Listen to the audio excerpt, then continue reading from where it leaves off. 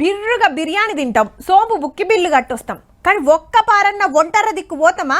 ఒకళ్ళ మనం పోదాం అనుకున్నా ఓటలోళ్ళు రానియరు, గంత సక్కగుంటాయి మరి. కానీ రావాల్సిన వాళ్ళు పక్క వస్తాళ్ళు, చేయాల్సిన చెక్కింగ్లు చేస్తాళ్ళు. అబ్బా ఇక అలా పనైనట్టేరా అని గా వార్త చూసి మనం మురిసిపోతాం. కానీ అటెన్క ఏమైతుందో ఎరికేనా? బూకరోడు బువ్వ తిని మా పట్టిలో మలుచుకోవచ్చే ఉన్నది మనోళ్ళ పంతనం కూడా. లేకుంటేంది హోటల్లో ఒంటర్రాలు పునుకులాడరు తప్ప ఒక్కలంటే ఒక్కరిని కూడా జైలుకు పంపాలే. అడ్డమైన తిండి పెడుతురని తెలిసినా ఆఖరికి లైసెన్సులు గిన రద్దు అయితలేవు. ఫ్రిడ్జ్ లో దాచిన మటను, చీకిపోయిన చికెను, మరిగి కర్రెగైన నూనె, డేట్ దాటిన సరుకులు, మురిగిపోయిన కూరగాయలు, పురుగు పట్టిన పప్పు, ఆలుగడ్డల అల్లము, చీమలు పట్టిన బెల్లము. మంచిగా కలర్ కోటింగ్ వేసుకొని వస్తే ఊదుకుంటా ఊరెచ్చుకుంటా కుమ్ముడే కుమ్ముడు. సూపులకు ముద్దు కాకపోవడంగానే మాత్రం తింటే పైసలు ఖర్చు పెట్టి పానాలు ఖరాబు చేసుకున్నట్టు కాబట్టి గింత సక్కడిది వెట్టేటోళ్ళ సంగతి చూస్తానికి గొట్టు శిక్షలున్నాయి కానీ అమలు చేయకపోవడే అసలు ముప్పు.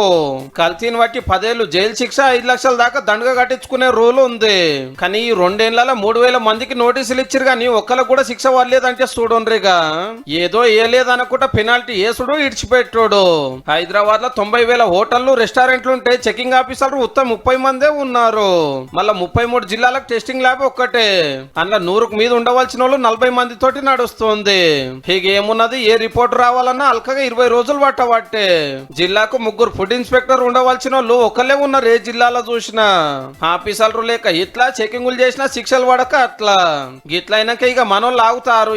ఏమున్నది, వస్తారు, చూస్తారు, మందలిస్తారు, పోతారు. ఏమైనా హోటల్ సీజ్ చేసేది ఉందా, లైసెన్సులు క్యాన్సిల్ చేసేది ఉందా, మేము జైలుకు పోయేది ఉందా అని మనోళ్ళు వండిందే తిండి, పెట్టిందే పరమన్నము.